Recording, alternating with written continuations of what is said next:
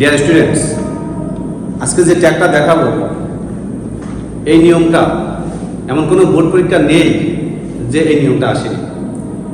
এত সহজ যে পূর্বে প্রতিটা পরীক্ষা তোমার ছেড়ে দিয়ে আসছে। একদম শর্টকাট একটা নিয়ম দেখাবো, অনেকটা মুখস্থ করতে হবে, অনেক কিছু মুখস্থ করার দরকার নেই। তো যদি সাবজেক্টে বডি এবং অন, বডি অথবা অন এই দুটোর যে কোনো একটা যুক্ত থাকলে সবসময় ট্যাগের সাবজেক্টটা হবে কি দে। বডি অন যুক্ত সাবজেক্ট যদি সেন্টেন্সের প্রথমে থাকে তাহলে সাবজেক্টটা হবে কি ট্যাগের দে। বডি অন সব জায়গায় অন আছে, সব জায়গায় অন আছে, তাহলে আমরা সাবজেক্টটা খুঁজে পেলাম কি দে। আর যখনই দে হবে, সাবজেক্টটা যখনই দে হবে, একদম নর্মাল স্টুডেন্টের জন্য এটা সহজ একটা নিয়ম।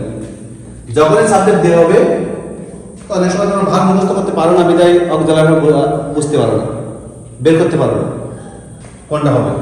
তো এইখানে আমি লিখে দিছি যদি সাবজেক্ট দে হয়, ভার্বের সাথে এস বা ইএস যোগ থাকলে অগদালার ভাবটা আমরা কি করব ডু, যেহেতু ট্যাগ কোশ্চেনের প্রথম অ্যানসারের প্রথমেই অগদালার ভাব দিতে হয়, না থাকলে ডু ডাজ ডিড যে কোনো একটা দিতে হয়।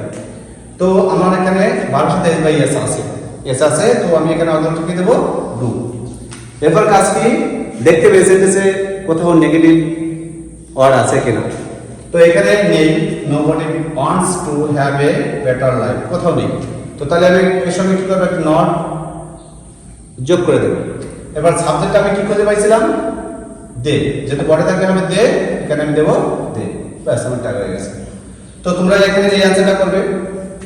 এরপরে যেটা দিছি অন, এই যে অন যুক্ত থাকলে এখানে অন যুক্ত আছে, সাবজেক্টটা হবে দে, আর এখানে ক্যান আছে, এখানে নো আছে, নো হবে না, তাহলে এখানে কি হবে ক্যান দে। এই অ্যানসারটা, এই দুটো অ্যানসার তোমরা কমেন্টে আমার অ্যানসারটা দিয়ে দেবে। ধন্যবাদ সবাইকে।